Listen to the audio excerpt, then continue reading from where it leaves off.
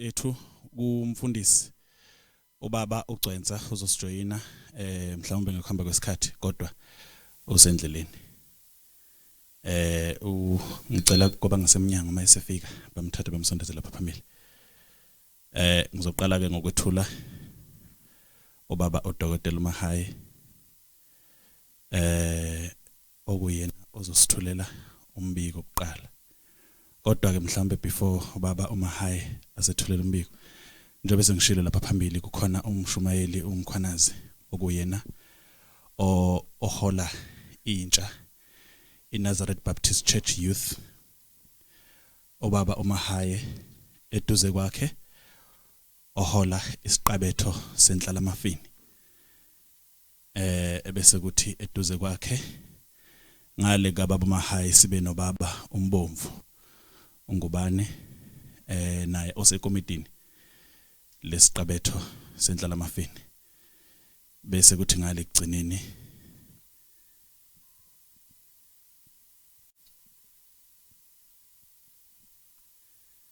sibe nobaba uNgcobo uNqondo.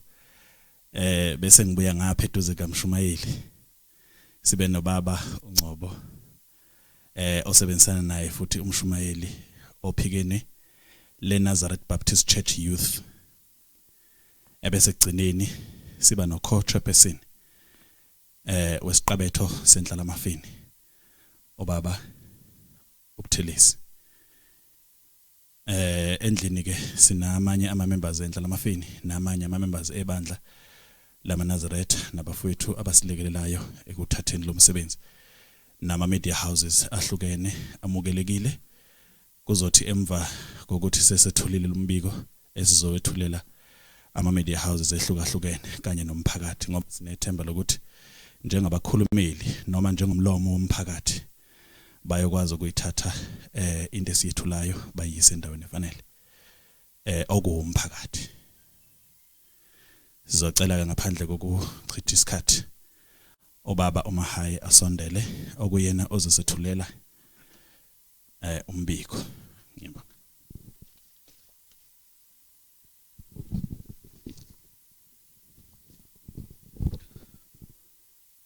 Thank you, Program Director. Let me first greet you in such a historical morning ever in the annal history of our church, the Nazareth Baptist Church at Ebuhleni. Program Director, the senior church leaders, represented by Reverend Gcwensa, who will join us on the way. Youth leadership represented by Mshumayeli Mkhwanazi, the national chairperson of Nabasho. Nabasho in full is Nabasho Foshe, Nazareth Baptist Church Youth for Shembe. Prior to expressing our views as ISiqabetho seNhlalamafini, we wish to clearly emphasize that we are the members of the Nazareth Baptist Church who are intellectuals emanating from the diverse academic dominions. Our key objectives are to create an unyazi-loving consortium to generate innovative ideas that will help the members of the Nazareth Baptist Church led by unyazi. Occasionally, we have witnessed information reported by different sectors of the media depicting views that do not take into consideration our feelings as the majority members of the Nazareth. We say this because the Nazareth Baptist Church has got a huge membership in our continent. We wish to highlight two aspects and kindly encourage all media houses to take it upon themselves to conduct their own research regarding these aspects. It should be made clear that millions of members that are followers of unyazi at his home Ebuhleni do so out of their own volition. They are not forced by anyone. It is imperative to clarify that when we refer to shembe, we are not referring to just a synonym, but the Holy Spirit that is guiding the Nazareth Baptist Church. the congregants follow and believe in his Holy Spirit as it manifests through its work, using the shembe flesh. The Holy Spirit comes from heaven. And here in our land, this is the Holy Spirit called shembe, because that is how it has been revealed to us as the people of South Africa. It is worshipped by millions of people as instructed by the God Almighty. It is important to also note how his Holy Spirit works. We can reflect in some of the things that Unyas has done. For example, in Palito and in Taferkop, people who could not walk were healed and they walked. Children born without genital organs were healed and their organs appeared. They were then classified into appropriate gender. Releasing prisoners from prison, healing of blind people. There are many miracles that has been done in the Shembe lineage, starting from the era of Umqalwendlela, followed by Ilanga Lamalanga, followed by Inyanga Yezulu, uthi ngolonkosazane, up until today as we are being led by Unyazu Lezulu. Shembe is the spirit that comes directly from God. One cannot loiter around looking for it. The person to which Shembe spirit descends upon becoming Inkosi and the leader of the Nazareth members. Becoming a Nazarene is not a thumbsuck activity. Many members undergo a calling process, which is unique from one member to the other. The ancestors enlighten and direct a chosen family member to follow Unyazi. These members are the ones who became followers of Unyazi Lezulu and are adamant to follow him no matter what it takes. The Shembe whom the Holy Spirit descended upon is very peaceful. In the history of the Nazareth Baptist Church, the true Shembe has never put his name forward. The South African Constitution permits citizens to choose their own religious domains. As the members of the Nazareth Baptist Church, we would also appreciate to be given that opportunity to make our own choices regarding who to lead us. This is our right as per the constitution of our country. Unyazi Lezulu possesses all signs of holiness. Therefore, people do not require permission to be his followers. It comes from within themselves. There is a larger number of people who chose to follow Unyazi since then. Even in the biblical times, those people who were sent by God used to face a lot of challenges, such as Daniel and his companions or friends, Nebuchadnezzar and the golden statue, Darius and his kingdom of Medes and Persians, and also Pharaoh. I'm just highlighting the incidences that all of us can reflect from. Herod and many others. So even today, descendants from heaven are still suffering. To believe means you choose and agree with your heart and spirit. Now therefore it is evil in your eyes to serve the Lord. Choose this day whom you will serve. The Nazareth members have chosen Unyazi. The meter should also be activated on that. As I've quoted the words from Joshua. Coming to Ebuhleni, the Nazareth Baptist Church does not have a mission that has been built with the sole purpose of congregating the church members. Instead, there are many worshiping points all over South Africa where church members assemble during Saturdays and other divine events. The Ebuhleni homestead belongs to the family of Kwashembe and the grandfather of Unyazi Lezulu. So we wish to appeal to the media to conduct a thorough research regarding Ebuhleni homestead rather than documenting hearsays from different people having no background and theoretical or if not spiritual direction. Unyazi and the great grandchildren of Unyazi and Unyazi are doing that, and all what they do at their homestead at Ebuhleni. In instances where Unyazi visit a place even in town, in a short space of time, people congregate where he is. People congregate with the purpose of making requests and asking for blessings. They do this without any announcement being made that Unyazi would be around. However, if people doubt Unyazi, they do that within their own right.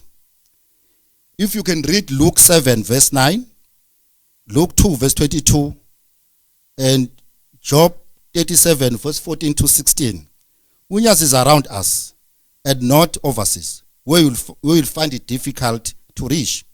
So we appeal that Nazareth Baptist Church members be viewed as the force to be recorded with.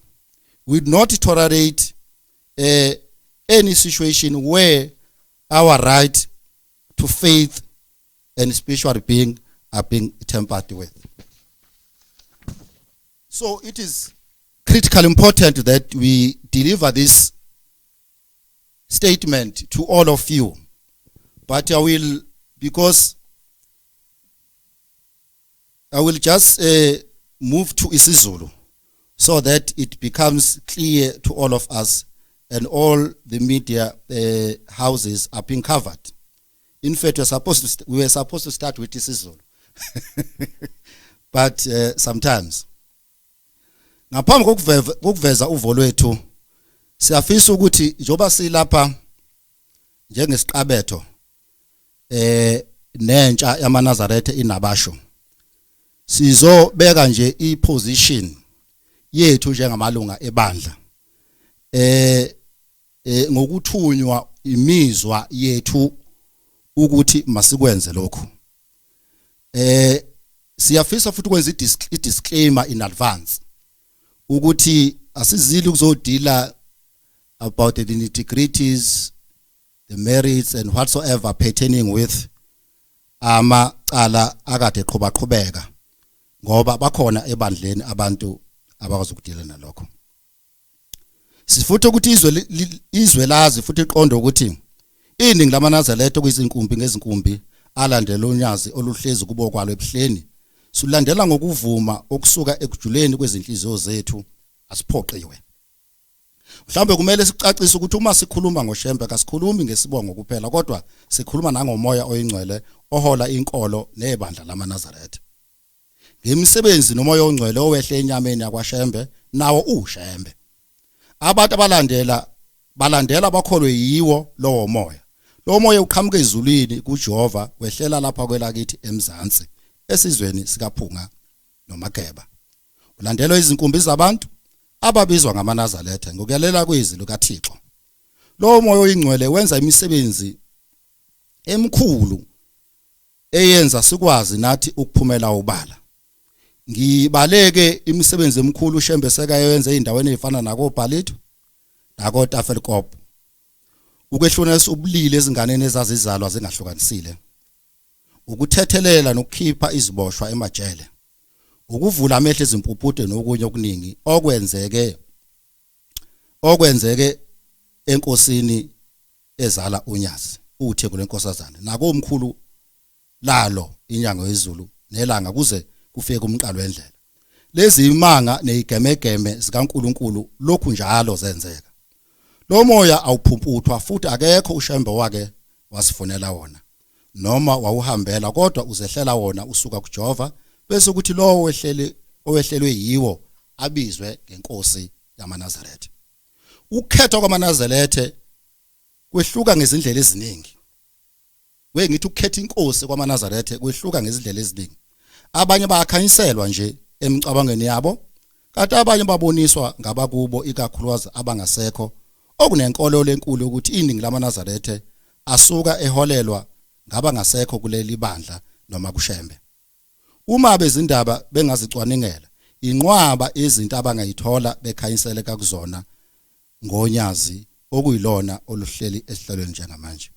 AmaNazaretha alandela uShembe anokuthula, anenhlonipho, anokusithoba futhi awalandela amasiko amukelekile kuJehova. Nangoba silapha namuhla silapha ngaleyo migomo yaleli bandla. Silapha ngenhlonipho nokusithoba. Ngomlando walobuNazaretha kusukela kumqalo wendlela wayephuma engene ezinkantolo elale izintabeni abizwe nangesela, abizwe nangumdukisi, kodwa konke lokho akuzange kuphumelele. Kunalokho ibandla lakhula ladlondlobala njengoba lobuNazaretha nobuKristu babungena buphuma ezinkantolo kodwa abuzange kuphele. Ngaleyo ndlela siyathanda uqinisekisa umhlaba nezwe lakithi ukuthi ifagugu labo okubuNazaretha ngeke buphele. uShembe okhethiwe ezulwini nguyena oze azithole emangalelwa ngabantu abafuna ukumephuca ubukhosi baphakade. Unyazi lwezulu luphethe zonke izimpawu zobungcwele, ngakho ke abantu abadinga imvume ukulandela noma ukukhonza unyazi. Kusuka izibilini zezinkumbi zamaNazaretha kubalwa nengxenye enkulu eyakhetha uShembe owunyazi, ngoba phela singeze sakufihla ukuthi abantu uShembe bamkhetha usuku nosuku. Ngisho nasemandulo izithunywa noma othumekile babebhekana lezinselelo esingabala kusuka kuAshpenazi induna yaseBhabheli, okwakumele iphoqe ngenkani ukufundisa uDanieli nabahlobo bakhe imikhuba yaseBhabheli. Singabala udaba lukaNebukadnesari, naye wazama ukuphoqa izithunywa zikaNkulunkulu uNebukadnesari nabahlobo bakhe ukuba bakhonze ithole legolide elaselibeliwe. noDanariyu umbuso wakhe wamaMede namaPheresiya. uFaro siyalazi udaba lakaFaro ngenxa yesikhathi ngeke ngisagxila kulo, nodaba likaHerodi njalo njalo ngeke ngisagxila. Kuze namuhla lusahlushwa lolu libo lwasezulwini. Ukukholwa ukusikhethela ngokuvuma kwenhliziyo nomoya.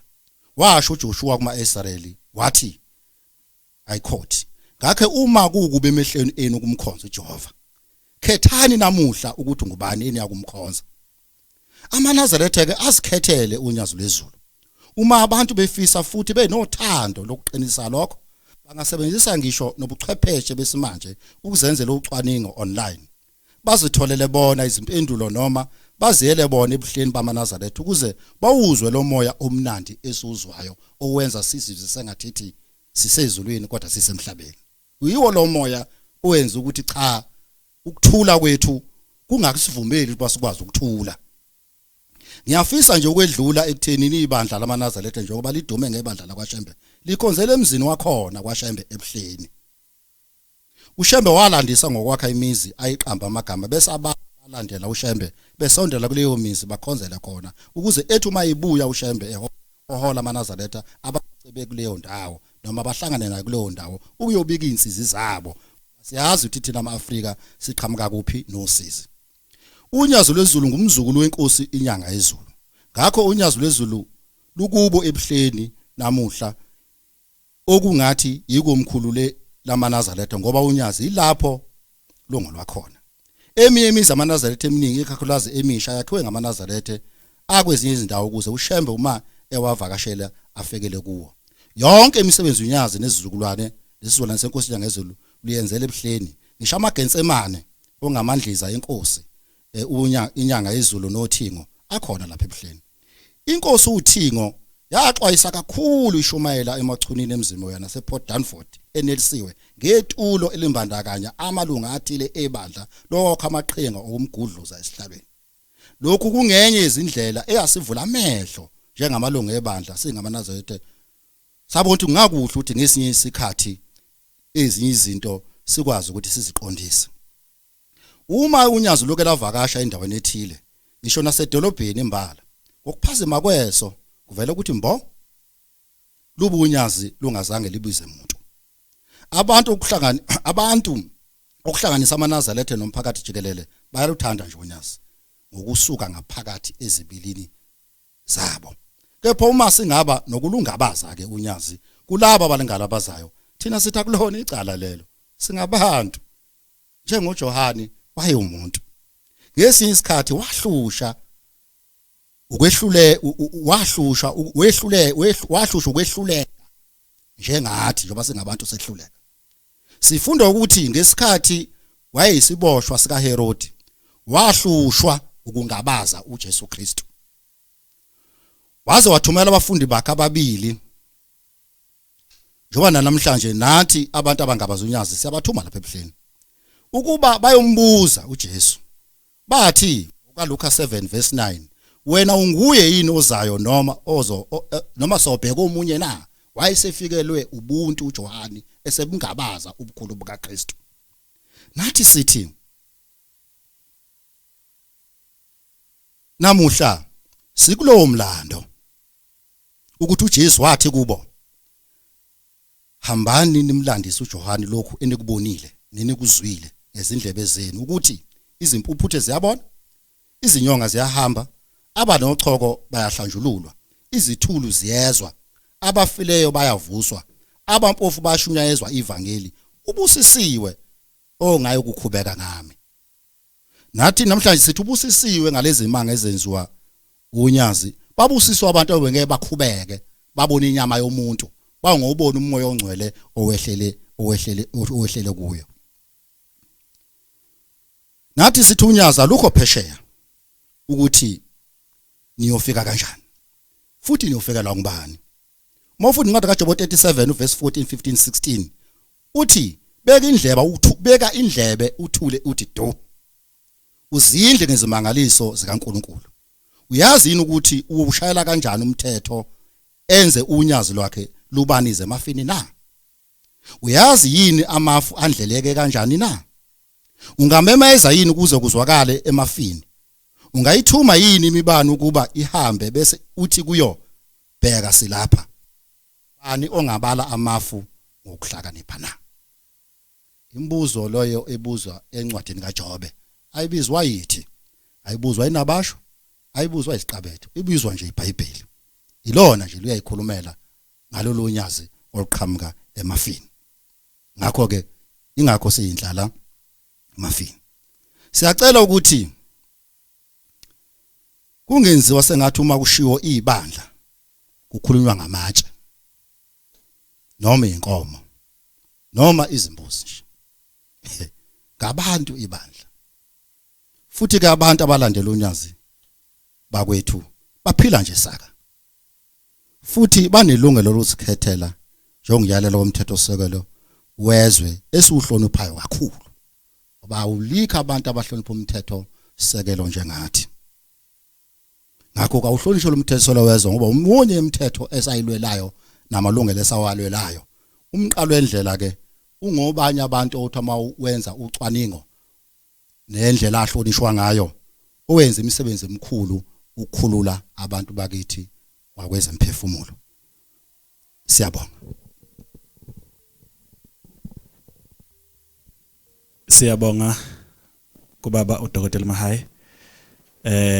Sicela mhlawumbe ngaphambi kokuthi siqhubekele emibuzweni sicela ubaba uMshumayeli ukusondela ukuzokwenanela ikakhulukazi njengomuntu ophambili ohlelweni lentsha yamaNazaretha.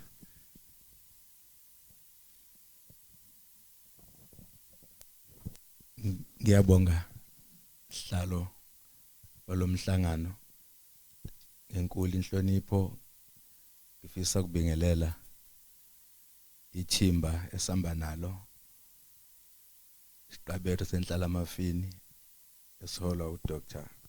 Mahayi noza kwethu esinabo ebuholini bentsha leli bandla iNazareth Baptist Church Youth for Shembe edumengele nabatsho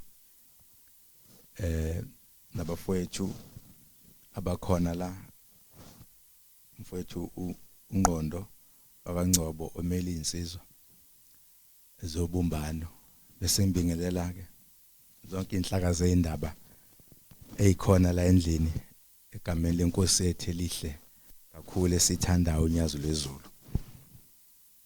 Kafushane nje ukuzokweseka isithulo umfowethu uDr. Mahayi ukuthi asikho la ngokuthunywa umuntu othile sila ngemizwa yethu nangokulandela inhliziyo zethu nangemphefumulo wethu nangokuthanda kakhulu unyazo lwezulu. Statement avale ngaso esekuthi mawukhuluma ngathi ebuhleni sithanda unyazo lwezulu asizona mhlambe inkomo ongaqhumisa isiswebhu noma zimbuzi noma amatshe ongawaqulu abeke noma kuphi. Sesifisa mhlambe ukuthi izwe lazi ukuthi siyalithanda unyazo lwezulu. Sekwenzekile konke siyalithanda unyazo lwezulu futhi silandela ngenhliziyo zethu zonke nangemphefumulo wethu yonke. Leyo nkulumo kafishane ilapho nje. Njoba ngimla noza kwethu sisuka ofisini lenabachu intsha ethanda unyazo lwezulu mongayebala ungedlula kwigidi ezimbili. Mhlambe izwa lokwazi lokho. Sifisa futhi izwe likwazi ukuthi mawukhuluma ngebandla lamaNazaretha okuhlale kukhulunywa ngezibalo ezibalwa zifike egidini ezisikhombisa. Usukhuluma ngamaNazaretha alandela unyazo lwezulu.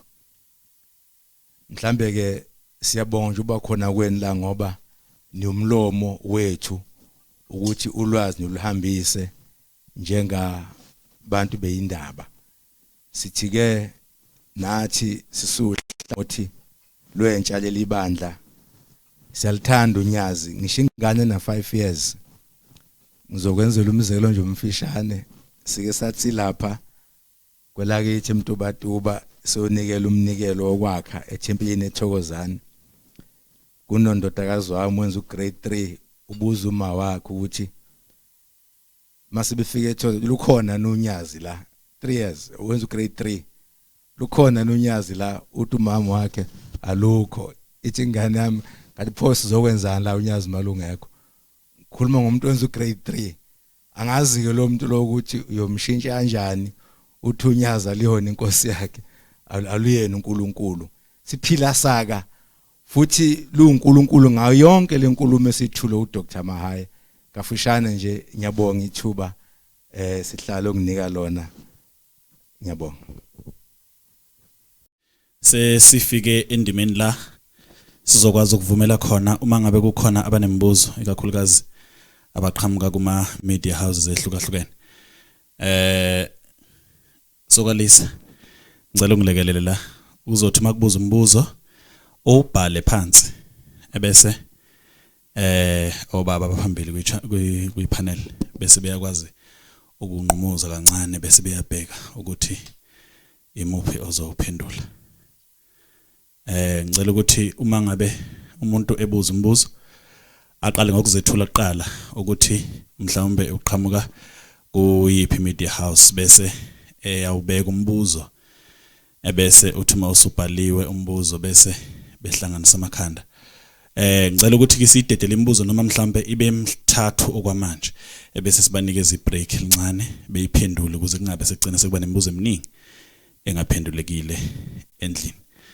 Uyothi onombuzo nje aphakamise isandla ngabe sengimsondezela imic bese eyabuza bazizwele bawubhale phansi umbuzo bese bethatha isikhashana ukuze bekwazi ukumphendula. Sesingadedela imibuzo.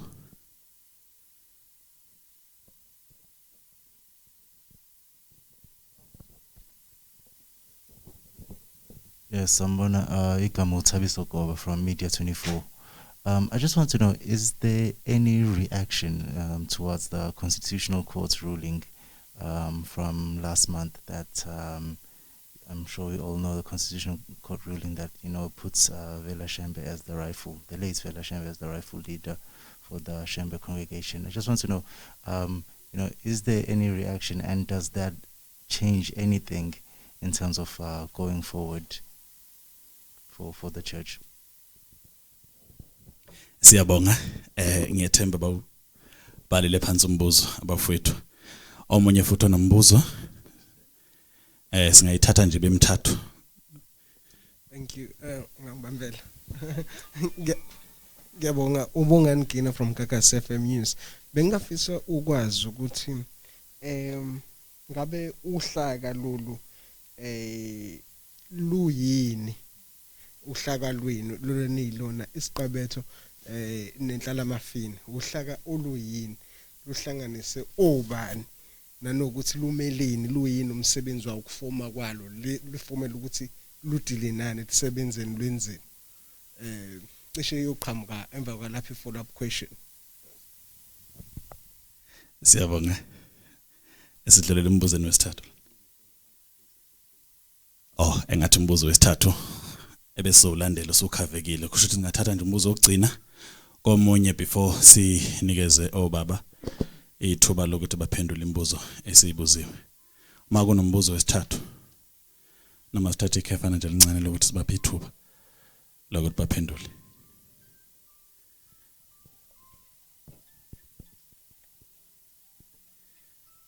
Ukungabikho kwemibuzo ku sishiya nethutshana nje lokuthi ake nithi kuyicubungula imibuzo bese emva kwaloko obaba beyiphendula. Ngizoqala la ngizophendula kulo qala umbuzo obuza ngereaction towards i-court judgment osuka ku media 24. Cabanga ukuthi uDr Mahai ucacisile ukuthi asizile mhlambe la ukuzokhuluma ngemininingwane yecala nezinqumo zonke ngoba ebuhleni sinali ithimba elibhekelele ezomthetho. We have our legal team, so asimeleke bona la ibona bangaphendula kahle kulombuzo njoba ekhulumile uDr Mahaya ukuthi asizugxila kakhulu kwimininingwane yezinkantolo namacala. We have our legal team ebuhleni who are responsible to address the matter and the outcome. Jabong. No, thank you so much. I think I should attend to the second question. ISiqabetho seNhlalamafini is a body. You can call it a forum constituted by the members of the church seeking to have input in the development of the church.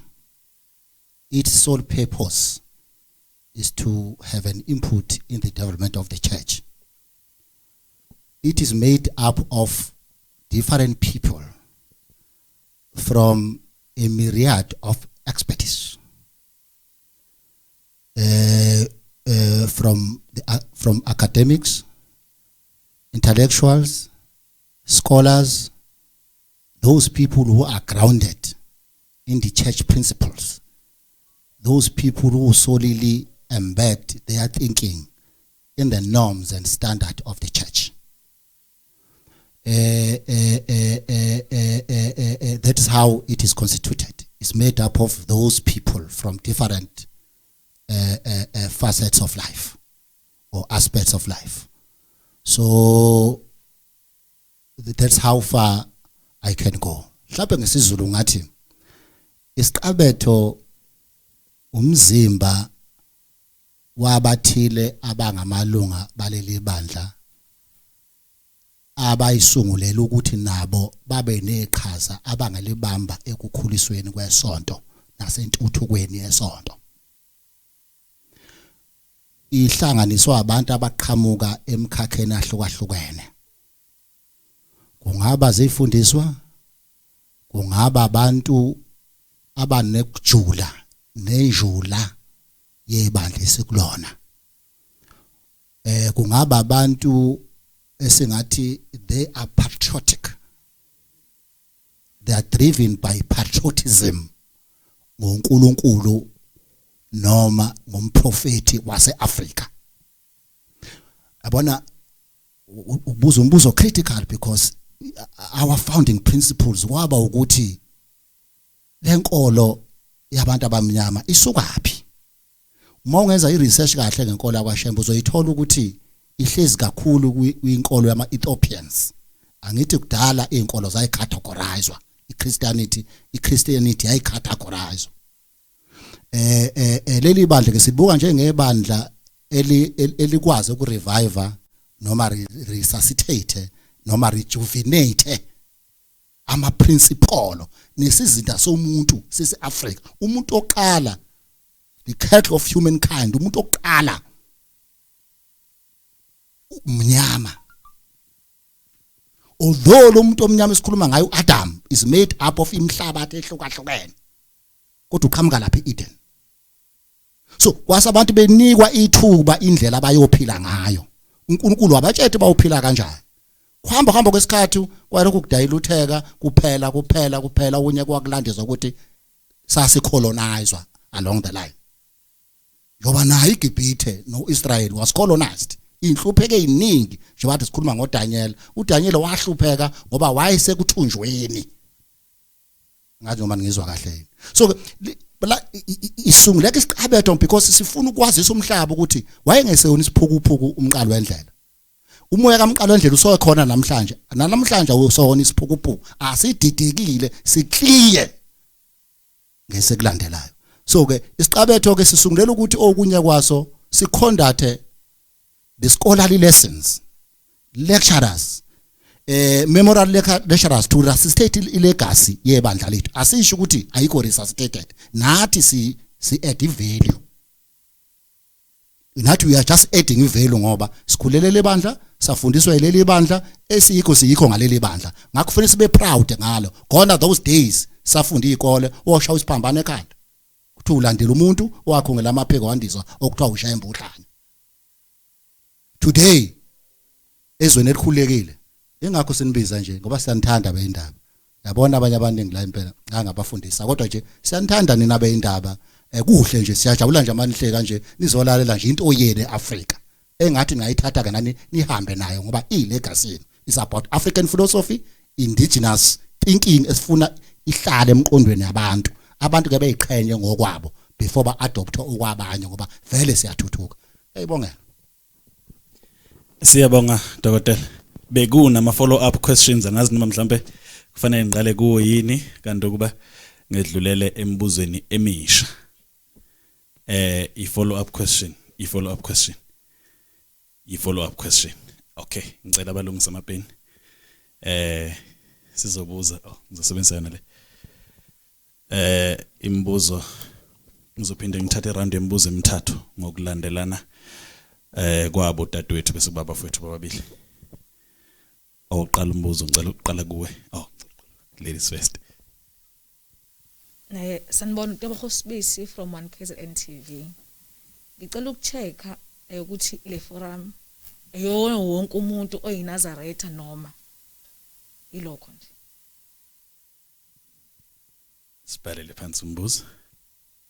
Yes, thank you so much for clarity, Doc. And as you've just mentioned, that the forum is made of intellectuals and academics. So I think it would be fair, therefore, for these intellectuals to answer the question of my colleague. What does this forum make of the decision of the Constitutional Court? This forum, because you did say you're seeking to develop the church. So I think as part of us understanding where does this forum stand, we really appreciate to know and to hear whether you accept the court decision or whether you're not happy with it. And now that it's there, what's the way forward from this forum that is seen as the light to other church members, as you, the people that would shine light to them, enlighten them on the way forward, as you did say toward the end, that you do respect the rule of law. So I really appreciate it if we can get a response on that. Also, we are sure ukuthi nibheke kakhulu ekutheni likhule njalo ibandla lidlondlobale. Yini imizamo eniyenzayo? Ikhona yini imizamo eniyenzayo ukuhlanganisa ke ibandla lonke nokudala ukuthula kuma Nazaretha onke ngaphandle kokuthi niphuma iqhulu nomholi othize oyedwa? Bese ibhala imibuzo. Yeah. I think Ulendela, my colleague Ugina, has covered me, and I just wanted to say that I do respect that. You guys are Nicolana to talk about legal matters, but I'm not we are not asking about a situation or a legal matter that is still proceeding. It's the Constitutional Court, the highest court in the country, has made a judgment. It made a judgment a month ago, so the matter is over. You can't appeal a Constitutional Court ruling. So maybe if we can ask this question in another way: does this body recognize the late Vela Shembe as the rightful leader of the Nazareth Baptist Church, as the Concord ruled? Siyabonga. Sizosebenzisana le lapho dokotela. Sometimes I think I've learned that this has become the core of your arrival here sometimes, with preconceived perspectives. But it suffices to at least make a preamble so that I will be clear in your question.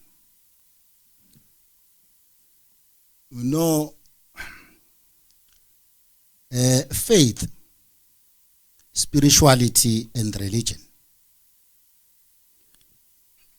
becomes a very critical model to understand,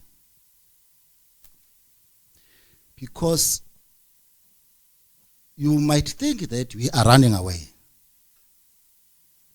not knowing what model that associates these three concepts interchangeably. So faith is nearly impossible to define. It means something to different people or different individuals. Faith is understood to be intensely personal and often seen as extremely very private. Faith. So nobody on our behalf or on behalf of the church can dictate on the followers of Unyas, irrespective of what, because something personal, something private. So for your information, this church was founded in 1910. Although it's not 1910. 1910 is just an endorsed, sealed year by Isaiah Shembe. So Isaiah Shembe as Wendlela, we call him Wendlela. Its postulations is very critical. Therefore, the battles, the wranglers of or battles for the succession has been there since 1935, in the aftermath of the passing of Wendlela. But this church has been never collapsed because of. So our interest, Baba, as we are interested in the development of the church, our interest is not on something that out of our own belief and faith, we are not compelled to think that the church is collapsing. Ngubalela from 1935. Ngikhathi ngithu statement ngikhulume na wayeboshwa umqalo wendlela wayeboshwa senkantolo, but ukuboshwa kwakhe ikona okwenza dlondlobale kakhulu manje akuyona interest yethu ukuthi siphendule into yecala kunabanikazi bayo ngoba thina kuyona interest yethu ngoba akukho lapha thina kusiphazamisa khona kule aim yethu ukudevelop ibandla. Uyabona into angithi thina sithi we are responsible for, we have taken out of our own ukuthi nathi sibe ne-input angithi ekudevelopeni kwebandla. So into esiyibona ingeyona inkinga ekudevelopeni kwebandla asikwazi ukuthi ibuye izongena kithi njengesiqabetho kube yinto esithi thina iyasikhathaza. Asikhulumi ngalokho ngoba kunabantu abadila nawo ngokwesonto futhi akusikhathazi nje. Mhlawumbe nganikhathaza nina because nina ngabe indaba nifuna ukwazi ni right futhi. Kodwa nje ke thina kusikhathazi ngoba is out of a purpose for us to congregate such a press conference. Thank you.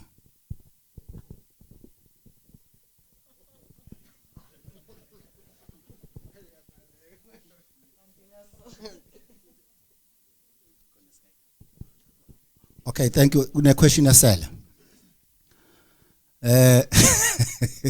Akulungile madoda. Akulungile madoda. No, une question asela bo. Ithi ngabe le forum ifaka wonke namalungu ebandla. Cha bo. Ayifaka wonke amalungu ebandla. Ngithe nje ibhodi nje. Umzimba nje okhona ebandleni.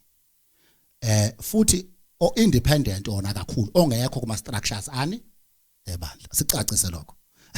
Yabona uma nizingane nje ebese nisungulela into yenu yokuthi nilekelela ubaba ekhaya kusuke ukhona ubaba nomama nabafowethu kukhona ikwagoga ngithi ngakho ke bakho bayazi abantu abashisa ini impepho kodwa izingane ziyamfihlela nje ubaba kwesinye isikhathi zithi wesiqoqe imali ethile ubaba ufuna ukumthengela imoto ngoba usifundisile angithi akulona icala lelo akulona icala lelo. So ke siyilo mzimba ke asifaka konke amalungu ebandla but ungena laba nje usuke beyithandela because akona umthetho webandla.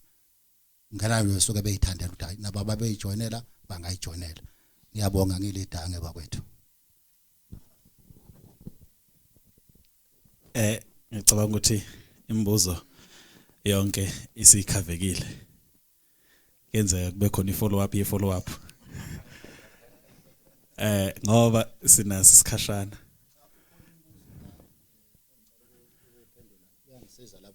Bangisiza la emabomveni.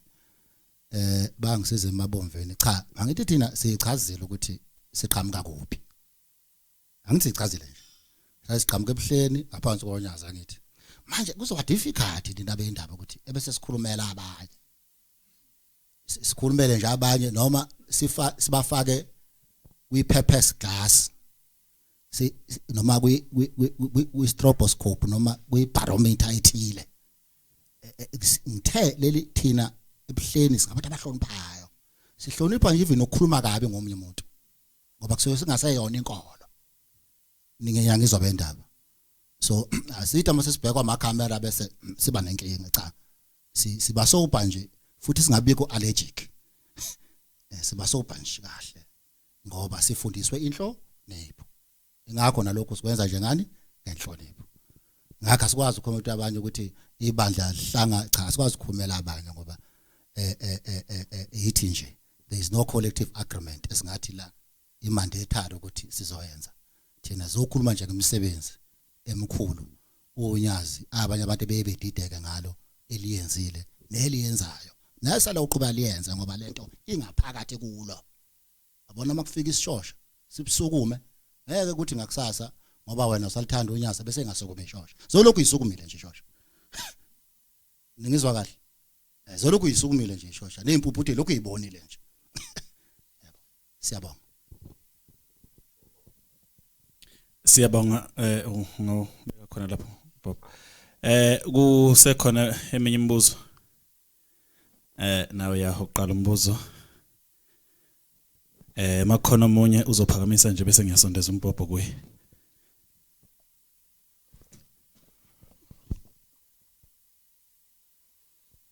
Sanibonani. Wasikhona cele from Isolezwe newspaper. Nguzwa uthi ngeke ukhulumele abanye. Kodwa manje iqiniso lithi nonke ningabendle yodwa nonke nomqalo wendlela.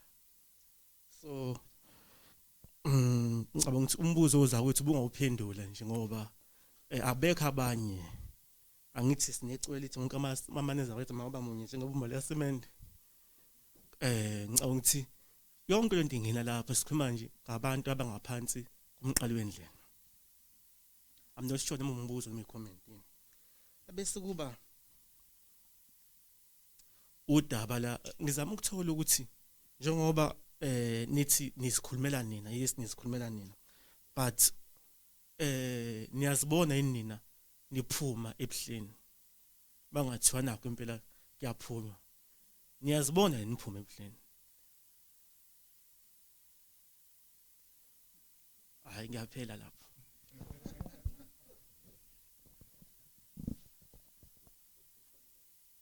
Sizobe silungisa. Uma kukhona umunye onombuzo ukuze sisithathe sonke. Usetafuleni umbuzo. Na umpophe etafuleni nawo konke kusetafuleni. Cha uzongilekelela usihlalo wenabasho ngapha makhona lapha umuntu ashiya khona bakwethu. Cha. Baba kunalento okuthiwa unity in diversity. Baba. Yeah. Niyabamunye nebe ibumba kaSimende kodwa nihlukene ngembono. Nihlukene nangokwenza.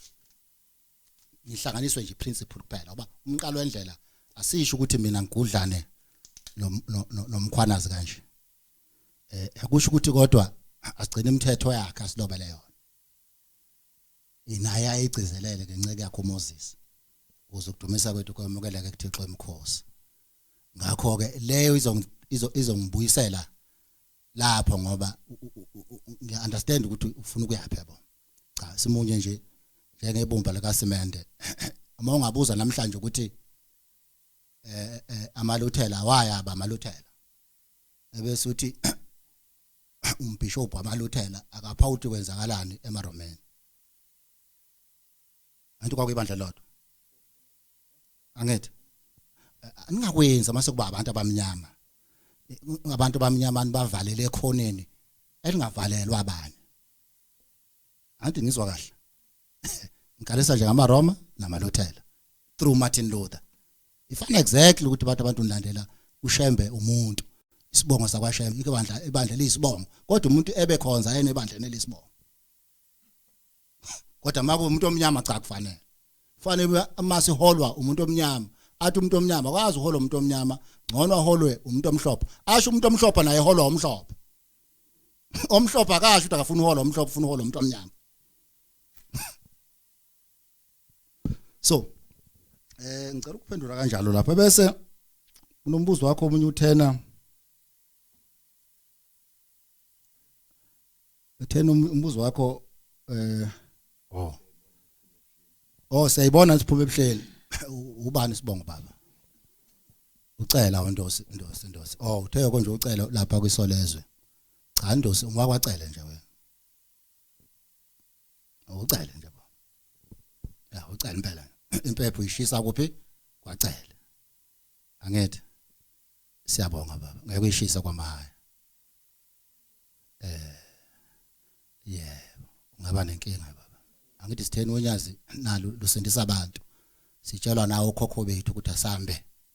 Kunento iningi ezenza kithi sisikhombe khona asiyi ngomjayivo. Asiyi ngeguqa.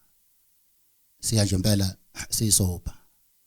Manje bona mangizothunywa abakithi uthi angiye lapha mina ngikwazi ukubaphikisa. Manje ku unfair ukuthi ubuze mina. Yebo. Ukuthi mina ke ngiye noma ngingayicha. Angithi ngithunyiwe lapha. But angifuni ukungena kulokho kakhulu ngiyabongela. Angazi ihlalo khona bengafisa ukueda. Cha kafushane nje khona lento ekuthiwa inkolo. Yabona inkolo ijulile. Yabona mawukholelwa mfethu entweni noma ngabe yahlobo luni. Akekho umuntu ongakukhipha kuyona. Inkolo nje ngenye into. Siyazi ukuthi khona abantu abangena emlilweni wazo abasoka sikhombisa befuna ukukhishwa enkolweni yabo yokhonza uNkulunkulu abamthandayo sokhandwe omunye uNkulunkulu ukuthi akukhonzwe yena kusho inkosi yesizwe noma inkosi yezwe ehlonishwayo eshaya imithetho ukuthi wonke umuntu la ezweni lami uzokhonza leli thole legolide kodwa ngenxa yenkolo khona insizwe ezathi asikwazi ukukhonza lo uNkulunkulu wakho inkosi yesizwe singamanisa emlilweni usethi ke isithi inkosi nimethemba kanjalo uNkulunkulu wenu ukuthi uzonivikela ningashi lapha na zithi lezi insizwa noma singasha kodwa kongena emlandweni ukuthi asilikhonzanga itholele egolide sahlala uNkulunkulu esikholelwa kuye inkolo ijulile iyo futhi eyenza ngisho Solomon Mahlangu kuthiwa abayikhalele enkantolo bonqunywa asukuma athi umfo wamaHlangu azikho inkantolo zosiqeda awekho amasoshena osiqeda awekho namaphoyisa enosiqeda sibaningi engakusho ukuthi nje igazi lami liyochela isihlahla esothela ithelo lezenkululeko ngikhuluma ngokujula kwenkolo njoba silapho onyazini nje inkolo bafowethu sicela niqonde lokho noma nikuyiphi inhlaka zokusebenza inkolo bafowethu ngeke ikhishwe umuntu kuye eyenze nombano okholelwa kuyona angajikiswa yilutho futhi ngiyabonga Siyabonga nanke omunye umbuzo ningilungisela into zokubhala ngesikhathi ngisasondela ukuze ethi mayiqala udadewethu nje namapeni benze njalo igama ngothandeka ngwangobese ngikwiphephandaba ilanga umbuzo wami uzogcila kakhulu kubaba umkhwanazi ophethela kwi-structure se-youth umbuzo wami ubased kakhulu kuma rumors eswathulayo ukuthi the reason why we here or sihlangene la baba umkhwanazi benomhlangano izolo if ungaphosiswa day before yesterday where you discussed ukuthi nizomasha as youth inabashwa niyosho kubaholi bezwe ukuthi nihamba nonyazi if ungalaborate nje ukuthi kahle kahle lo mhlangano beni nawo if ubukhona ubungalokho yini if imashi izoba khona nini ngiyabonga dadewethu che Qungebe ngiyajabula ngoba ukhuluma ngama-rumors ohlala ngama-rumors nje ama-rumors nje la dadewethu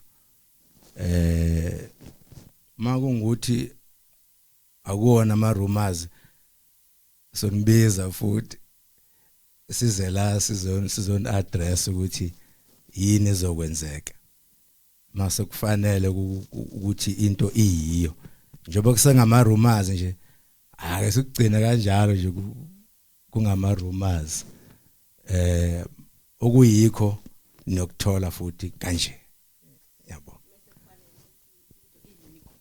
cha okuyikho nje sonibiza futhi sinitshele lokho nje kuseyiwa ama rumors nje njobusho uzwe kahle impela kama rumors mase kuyikho uyokuzwa ngathi manga uthi khona kuyikho Siyabonga ngibona sengathi imibuzo ayisekho endlini sicela ukwedlulisa nje ukubonga okukhulu nasiya esinye isandla ngiyaxolisa foka baba so with mhlambe can we have a one-on-one masibeqedile Siyabonga mase siqedile sizoxoxa okuzokwenzeka uma sesiqedile ngicabanga ukuthi ngadlulisa ukubonga okukhulu nje kubo bonke abasondelile nemibuzo siyitholile nakho konke sinesifiso ke nothando olukhulu lokuthi inhlaka ezahlukahlukene zeindaba sidlulisa ukubonga ngokuthi uma ngabe sidlulisa isimemo ebese ziyasondela siyafisa ke ukuthi singama Nazareth siphinde sibuyisele kuNkulunkulu ngendlela yenkolo njengoba kade siqalile ebese ke emva kwalokho ke izicelo zama one on one seziyobe sezibhekeke ngendlela efanele. Sicela ukuthi nje sibonge kakhulu bese sibuyisela futhi kubaba umshumayeli asibongele enkosini. Kwasamakhosi nyazo lwezulu kuqabadele dabu lwezulu nomhlaba.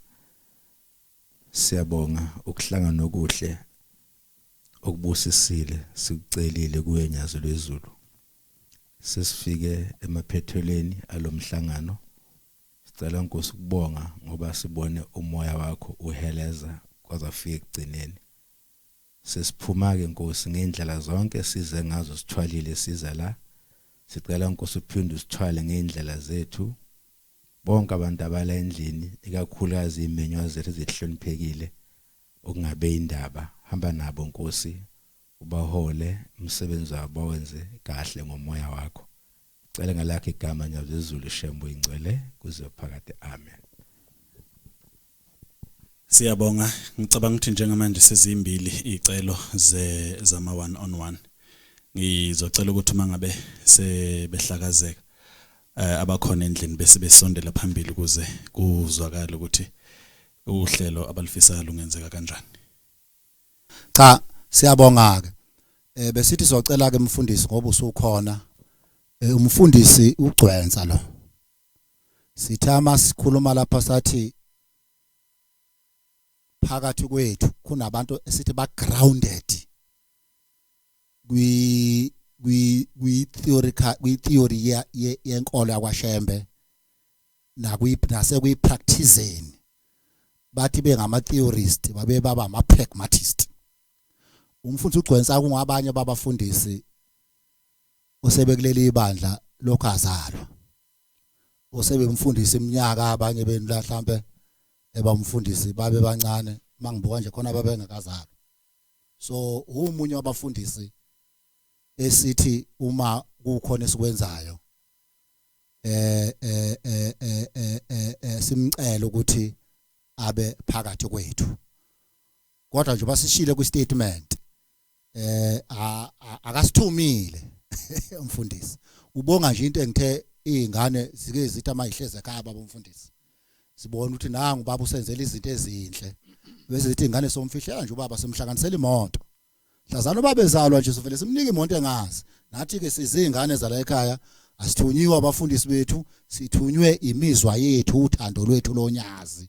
Selihlale lahlala kaphathi kithi laze la ngavuma ukuthi licindezeleke uthando. Engishilo ukuthi silukulo lapha sidontshwe izibopho abanye ngenxa yabakuba abangabasekho ababathumela. Ngeke uthi uthunyiweke bese kuthiwa ngelanga usuyayikhethela kodwa wathi uthunyiwe. Umnikazi ukuthumile engashonga ukuthi khetha. Yabona nje ngikhuluma nani lapha ngikhohlwe ukuthi mina nje ngoba nginanengane kwami unoqobo ngacelwa kuShembe. Ngayilanga mosuthu angikhethe phakathi koShembe nokunye. Ngoba mina ngibe ngacelwa khona. Nengane ngiyizele ngeke ngayithola ingane ngihamba ngayicela kuShembe. So ngayicela kulunyazi. Manje lengane nje yazi unyazi. Ngeke ukuthi ngiyilanga uyahamba nonyazi noma wahamba. Lo mbuzo lowo usukhamba sami. Unfair kulengane. Kubhlungu futhi afuna ukuthi uzoyibuza ngokomthetho. Kubhlungu. Ngoba ngeke ukuthi awuhambi la wacelwa khona umnyombo wakho uyikhatha kanjani i-umbilical cord yakho ingane ingakazalwa. Thina sengaphakathi esibelethweni sonyazi uyosizala ezulwini. So zesifu sesibelethweni sakhe. Uyosizala kuphi ezulwini. Cha ke besicela ukuthi umfundisi ngenkosi yami ke simnike ithuba lokuba nje asho amazwi amabili ebese esinika umkhuleko wesibusiso abusise lo msebenzi sokwenzeka namhlanje siholwa nathi umoya ongcwele. Bese iplan ukuthi umfundisi sokulinda bese sinalelo thuba usha amazwi okubonga ebese usibeka enkosini. Baba ngihlonipha kakhulu baba. Ngabe ngiyaguqa manje lezi zitulo lezi ziyabhetha. Kodwa ke kuyaguqeka baba.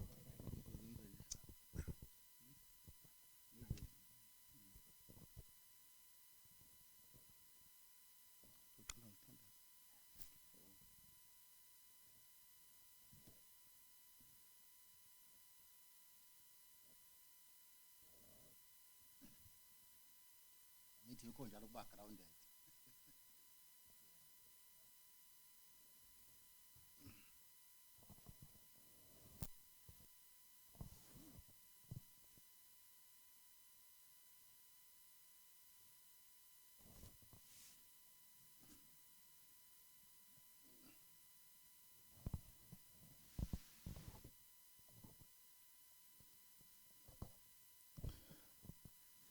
Azivala amehlo.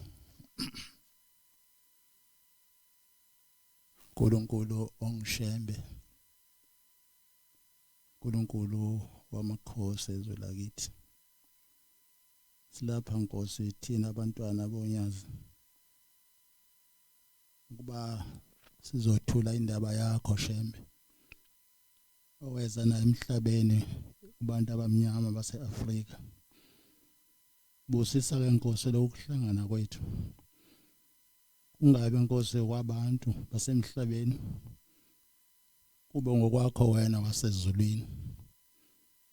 Phelelisa Nkosi imicabango nezingqondo ezikhona lapha kulokuhlangana. Benzela abantu Nkosi bazi ukuthi wena wedwa Nkosi izwi lakho lelokugcina.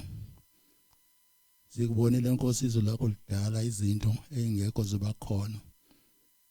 Lidala abantu Nkosi baphile emhlabeni ngezwi lakho. Cela ke Nkosi ukuhlangana kwethu kube ngokwakho sheme nyazi lezulu. Manje nanini kuzobe phakade. Amen.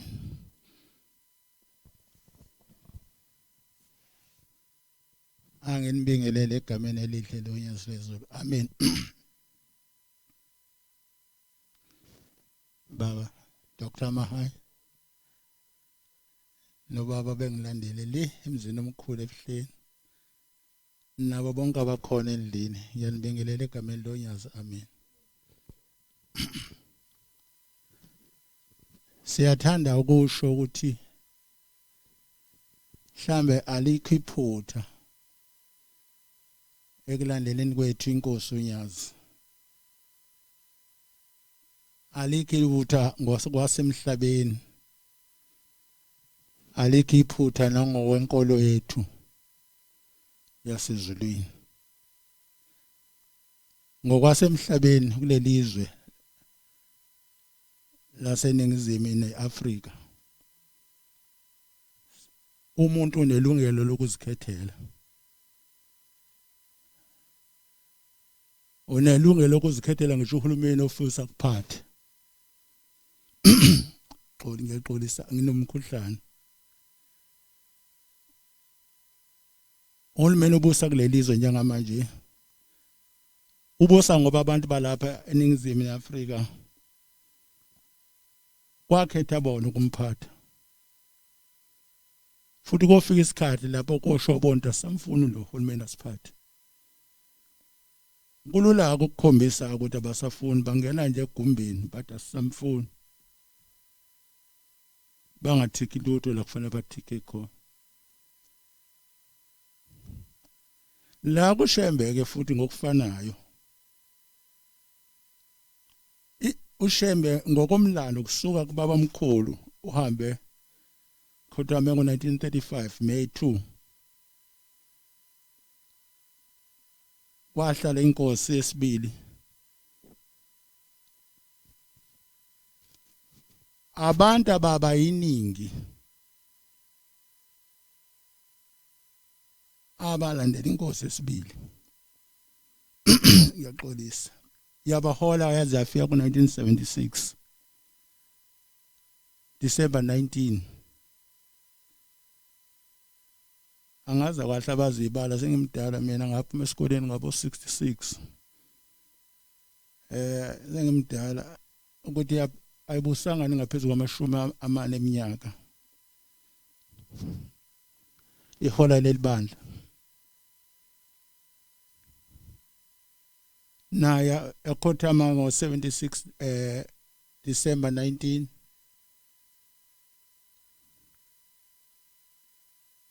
Ikhothama nje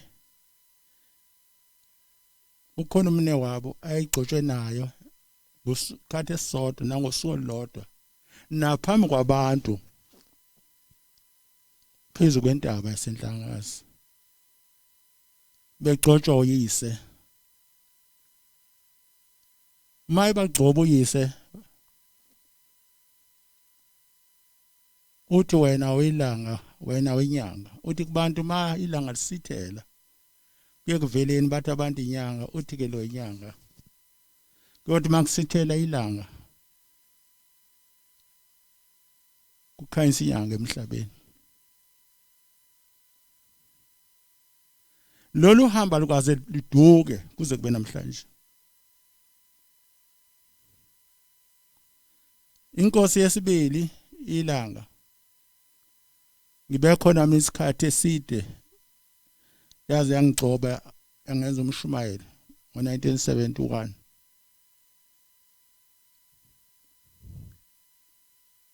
kusuka ngo1970 kuze kufika ngo1976 ayinti ayisayikhuluma ngaphandle kokuthi mayikhuluma esenkonzweni ethi thina sagcotshwa sababili kulomsebenzi ikhomba umne wabo inkosi yangayizulu ithi konke okuyoqhubeka naleli bandla kuyoqhamuka kumne wethu ithi la kimi akukho lutho ngizama ukuveza ukuthi asidukile akukho lapha sidukile akukho lapha ayathi khona kuyoshintsha sinenkolelo ke thina amaNazaretha sonke ongathana lo nkolelo namanga yazenzisa sinenkolelo ukuthi izika shembe lumlomo ongathethi manga okushiwo shembe nje kunjalo kusuka namhlanje kufike egcineni azange beyathi ene kuyoshintsha emva kwesikhathi esithile kuthi inzalo yami kimi qhamuke ushembe ohamba phambi kwaleli bandla uthi ke kimi akukho lutho kodwa konke kuyoqhamuka kulo uze kumne wethu usho inkosi yangayizulu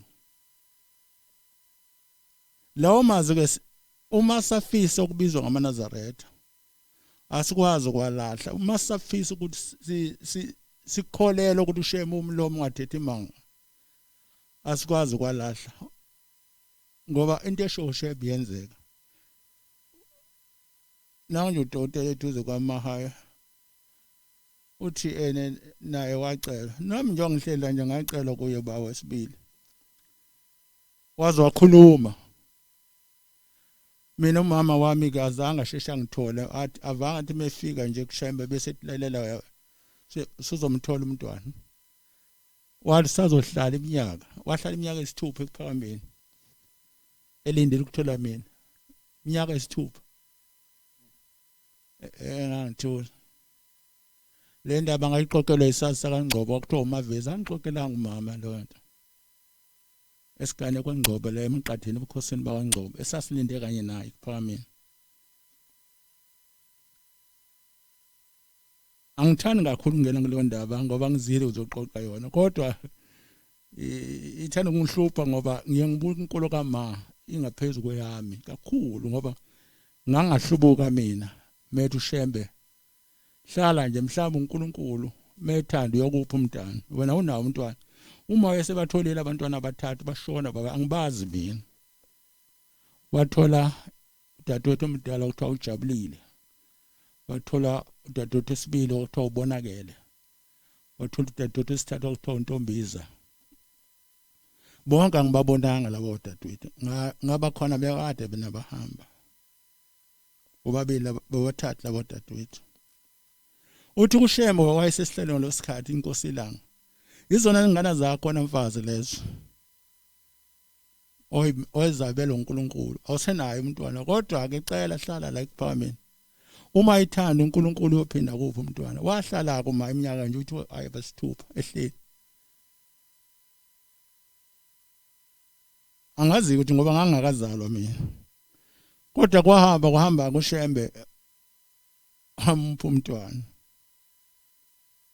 mina igama engibizwa ngalo angizolisho kodwa la ngoba nizosuka nilazi lonke angiqanjwanga ubaba nomama kodwa nalibuza ke kwabanye abalaziyo bonitshene ukuthi angiqanja ngoba noma ngaqanja ngalolu suku wayesethi ke ngiyabona uma kwamphatha kabuhlungu methiwa uzothola umntwana mina nginayo umfowethu anginayo futhi udadewethu ngiyedwa nje ubona mina esisini sikama ubona mina nje khonko wayesethi wena mfazi ngiyakubona mangisho kanje ukuphatha kabi kodwa kuyena ngizobeka ingane zibeningi kakhulu bengizofakaza ngazizoba khona nabazi kahle ekhaya mina ngingane eziningi uma ushembe engavele ezulwini wengasho kumuntu ongakabi khona isizwe kanindi oba nengane eziningi ingasizi kaShembe sikwazi thina ukusuka kulona noma ungafuna ukusishaya noma ungafuna ukusenzani noma ungafuna ukusibulala singanqama usibulale njengoba asikwazi ukusuka kulona ngoba ayikho enye into eyokuphila kwethu ngaphandle kwalo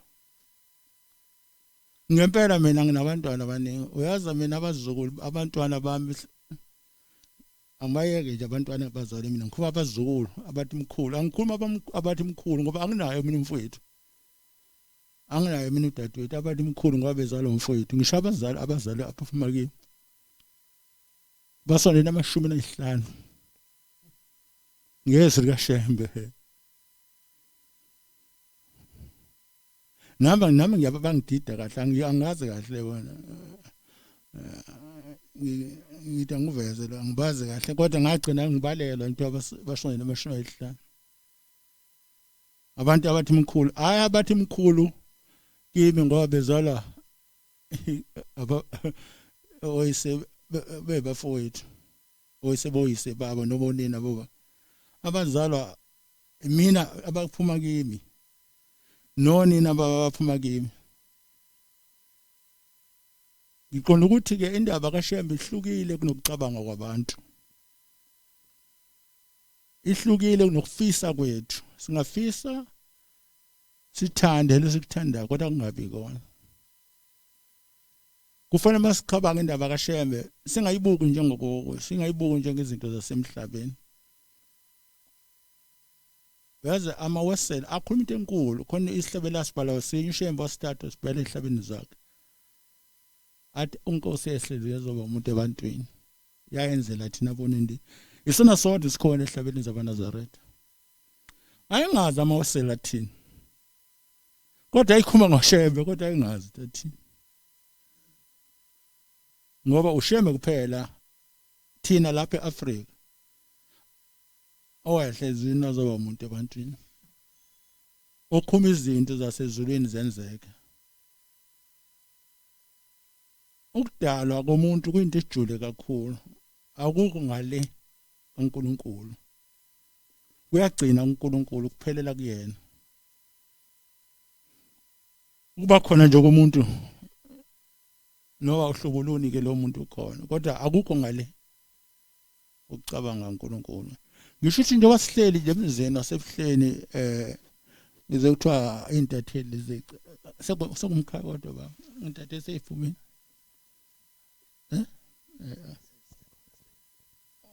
siyabonga kakhulu cha yabonga nje yinina siyacela ukuthi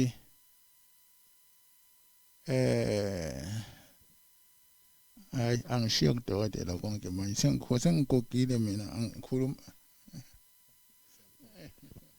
hayi sibonga ke baba umfundisi sibonga kakhulu cha ke bakwethu ke sesiqedile ke bese ungamazwebela nje ngoba bese sisebenzisa qeda bese ungamazwebela socela ke si-adjene everything sizame nokuthi siphume lapha ngoba nesikhathi sala ebese sikhokhele sesishayile siyabonga